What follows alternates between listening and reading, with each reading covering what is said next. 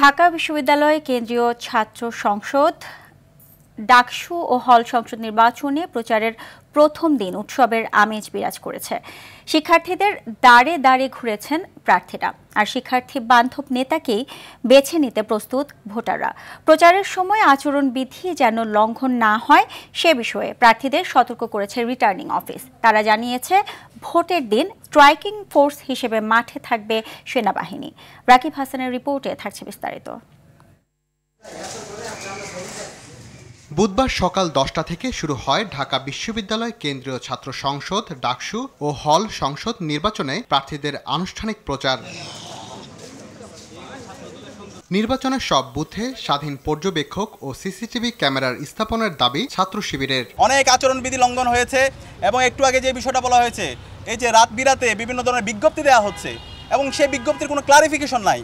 আমরা যখন জিজ্ঞেস করি যে বিজ্ঞপ্তিটি দিয়েছেন, সেই বিজ্ঞপ্তি ক্লারিফিকেশন দেন, বলে যে না এখন কোনো প্রচারণা করার জন্য। বিকেলের দিকে ভিসি চত্বরে স্মৃতি চিরন্তনে ফুল দিয়ে শ্রদ্ধা জানায় ছাত্রদল। প্রতিশ্রুতি নয়, পরিবর্তনের প্রতিজ্ঞাবদ্ধ স্লোগান নিয়ে আনুষ্ঠানিক প্রচার শুরু করে তারা। শহীদদের স্মৃতিকে স্মরণ করে তাদের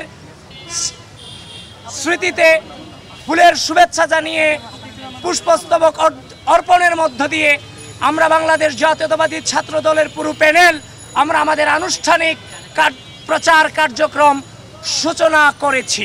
সিনেট ভবনে প্রচারের সময় আচরণবিধি নিয়ে প্রার্থীদের সাথে আলোচনা করেন রিটার্নিং কর্মকর্তারা।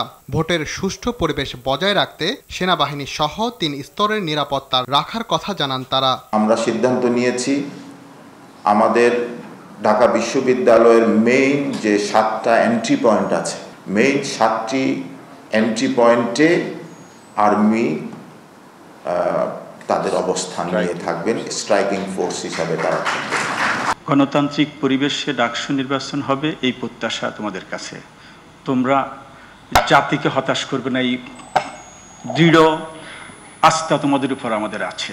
আচরণবিধি লঙ্ঘন সহ বিভিন্ন বিষয়ে প্রার্থীদের অভিযোগ প্রশ্নে কমিশনের নীরব ভূমিকায় ক্ষুব্ধ কেউ কেউ। কোন ডিপার্টমেন্ট কোন পরীক্ষা কবে হবে, this is not our liability, এটা বিশ্ববিদ্যালয়ের প্রশাসনের লায়াবিলিটি। নানান প্রতিশ্রুতির মুখে ভোটারদের বক্তব্য লেজুর ভিত্তিক নয়, শিক্ষার্থীদের কণ্ঠ হবেন এমন নেতাকেই বেছে নেবেন তারা। একটা রেজিম থেকে যে আমরা বের হয়েছি 5 আগস্ট, এই 5 আগস্টের পরে আমাদের একটা প্রত্যাশা পূরণের একটা জায়গা হচ্ছে ডাকসু। সেক্ষেত্রে আমি তাকেই ভোট দিব যার কাজ আমি আগে দেখেছি এবং আমি জানি যে সে সৎ লোক, সে যোগ্য, সে প্রার্থী হলে আমাদের চাওয়াগুলো তারা পূরণ করতে পারে। ডাকসু নির্বাচনের প্রচার চলবে আগামী 7 সেপ্টেম্বর পর্যন্ত ও ভোট হবে 9 সেপ্টেম্বর।